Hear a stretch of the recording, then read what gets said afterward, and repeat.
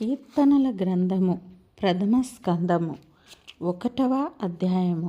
దుష్టుల ఆలోచన చొప్పున నడువక, పాపుల మార్గమున నిలువక, అపహాసకులు కూర్చుండు చోటను కూర్చుండక, యెహోవా ధర్మశాస్త్రమునందు ఆనందించుచు దివారాత్రములు దానిని ధ్యానించువాడు ధన్యుడు. అతడు నీటి కాలువల వల యోరున నాటబడినదే ఆకువాడక తన కాలమందు ఫలమిచ్చు చెట్టు వలె ఉండును. అతడు చేయునదంతయు సఫలమగును.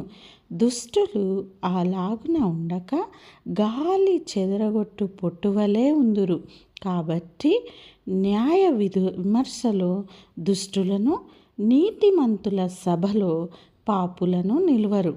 నీతిమంతుల మార్గము యెహోవాకు తెలియును, దుష్టుల మార్గము నాశనమునకు నడుపును. కీర్తనల గ్రంథము 2వ అధ్యాయము. అన్యజనులు ఎలా అల్లరి చేపుచున్నారు, జనములు ఎలా వ్యర్థమైన దానిని తలంచుచున్నవి. మనము వారి కట్లు తెంపుదము రండి, వారి పాశములను మన యొద్ద నుండి పారవేయుదము రండి అని చెప్పుకొనుచు భూరాజులు యెహోవాకు ఆయన అభిషిక్తునికి విరోధముగా నిలువబడుచున్నారు. ఏలికలు ఏకీభవించి ఆలోచన చేయుచున్నారు. ఆకాశమందు ఆసీనుడగువాడు నవ్వుచున్నాడు. ప్రభువు వారిని చూచి అపహసించుచున్నాడు. ఆయన ఉగ్రుడై వారితో పలుకును. ప్రచండ కోపము చేత వారిని తల్లడిల్లింపజేయును. నేను నా పరిశుద్ధ పర్వతమైన సియోను మీద నా రాజును ఆసీనునిగా చేసియున్నాను. కట్టడను నేను వివరించదను. యెహోవా నాకిలాగు సెలవిచ్చును. నీవు నా కుమారుడువు, నేను నిన్ను కనియున్నాను.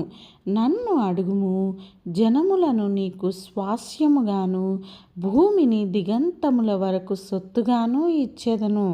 ఇనుప దండముతో నీవు వారిని పగులగొట్టెదవు.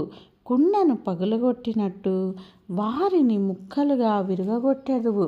కాబట్టి రాజులారా వివేకులై ఉండుడి, భూపతులారా బోధన నొందుడి. భయభక్తులు కలిగి యెహోవాను సేవించుడి.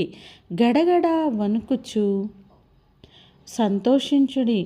ఆయన కోపము త్వరగా రగులుకొనును. కుమారుని ముద్దు పెట్టుకొనుడి, లేని ఎడల ఆయన కోపము త్వరగా రగులుకొనును.